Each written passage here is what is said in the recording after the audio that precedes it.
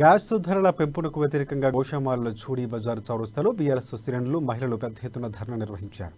గోషామాల్ నియోజకవర్గం నాయకుడు గడ్డం శ్రీనివాస్ యాదవ్ ఆధ్వర్యంలో పార్టీ కార్యకర్తలు నాయకులు ఖాళీ సిలిండర్లతో నిరసన వ్యక్తం చేశారు. గ్యాస్ ధరలు తగ్గించాలని కేంద్రానికి వ్యతిరేకంగా నినాదాలు చేశారు.